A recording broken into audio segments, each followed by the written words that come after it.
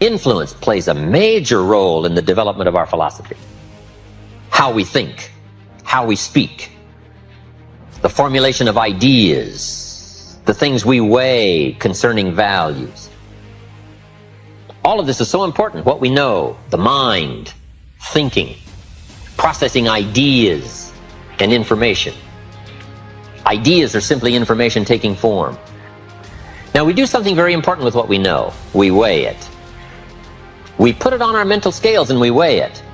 And I don't know, we may give it a number from 1 to 10. Probably not consciously. But if we hear something and we come into possession of some information and we give it a 10, we'll probably act on it right away. If we give it a 1, we'll probably let it slide. If it's important, we'll do something about it. If we don't think it's important, we'll probably let it go. But it's so important to evaluate. But here's a very important image, and that is your image of yourself. The way you dress, the way you talk, the way you think, your capacity for learning. All of that is an important image that you have of yourself.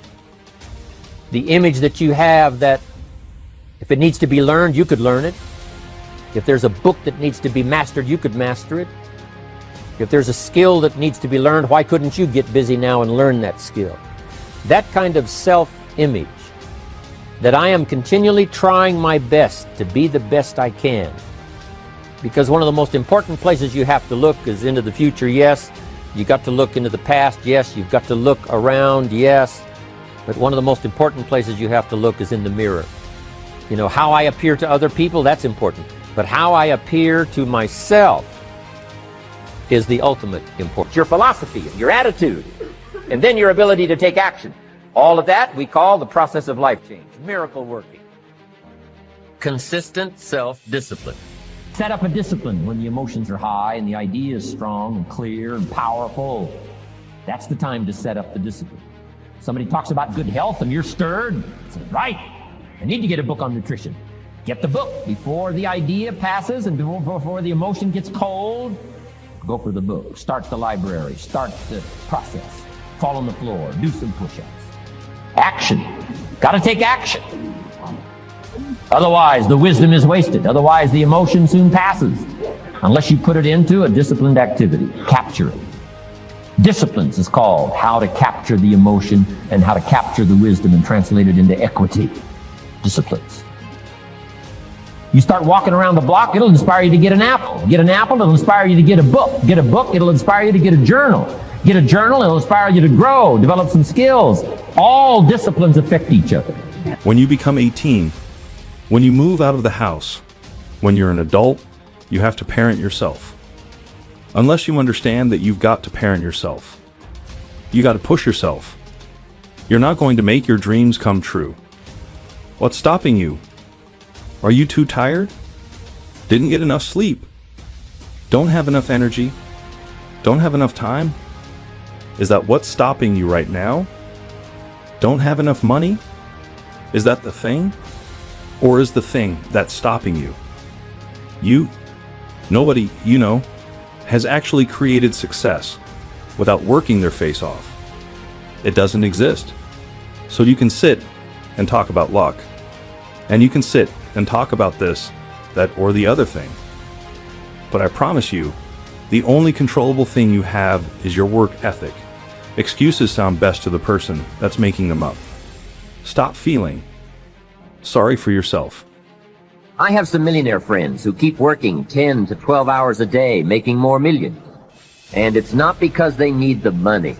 It's because of the joy, pleasure, and satisfaction that come to them from being constant winners. To them, money is not their main drive. It's not the money. It's the journey. Once in a while, someone says to me, if I had $1 million, I'd never work another day in my life. Hey, that's probably why the good Lord sees to it that he doesn't get his million. Because he just quit. Family is another reason, or motivator for doing well. Some people do extremely well because of other people. And that's a powerful reason. Sometimes we will do things for someone else that we would not do for ourselves. We are made that way. You can start off easily nowadays to become try and become famous very quickly, try to build up a very high level lifestyle. But the question ultimately is, all these things, one day they will reach their peak and they will vanish again. And then the question remains, what is the foundation that is going to hold you up? Because sometimes living a fast way up also means it's going to be a fast way down. That's why very often we say, just look outside the tree. It does not happen in the whole universe that you are planting this tree on one day and 1 week after you have that huge tree standing in front of you. It's just not happening in this world. A key word we learn in leadership skill training: perception. Trying to find value in something. Where is the value? How valuable is it? How important is it? Is there something here that I can't see at first glance? Is there something below the surface? Is there something in the inner workings of it? What goes behind it? What goes beyond it? What is its origin? All of these questions that help us come to the perception of value, ideas, evaluating information. Now here's what's important: to have a good set of mental scales. What if in processing information your mental scales were off? And you weighed everything a little wrong? Do you think that would affect your life? The answer is, of course. And all you got to be is a little off for 10 years. And you can imagine what the difference is. I got a key phrase for you. Life accumulates. We either accumulate the debt or the value. We either accumulate the regret or we accumulate the equity.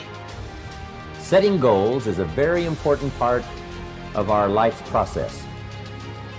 Guess how many people have a constant plan for setting, rearranging, evaluating, and strengthening the purpose of their goal?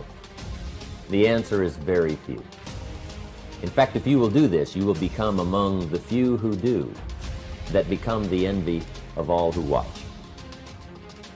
In the leadership seminar, we came up with a whole 10-year plan of goal setting, business goals and personal goals, family goals, economic goals, financial independence. It's a basic fundamental. In fact, if you will work hard on setting goals, put together a plan for setting goals, reevaluate them, rearrange them, constantly talk about them, go over them again and again, I tell you what this process will do in my personal opinion. It'll put you in what's known as the top 5%. And if you want to be successful, if you want your life to really change in major ways, this is one of the fundamentals. A person who has purpose in their life, they have something to go for, some meaning. One writer described it, for some people it becomes a magnificent obsession. And for you and I, maybe it doesn't need to be that dramatic as a magnificent obsession. But it has to be something that does something to us, something that pulls us, especially into the future. You know, there are many influences on us. One is the influence of the past. Some people are always pulled back by the past. Some people are always pulled aside by the distractions. But here's what's powerful. If you have a list of high purpose in your life, it pulls you toward the future. And the more powerful the purpose is, the stronger it pulls.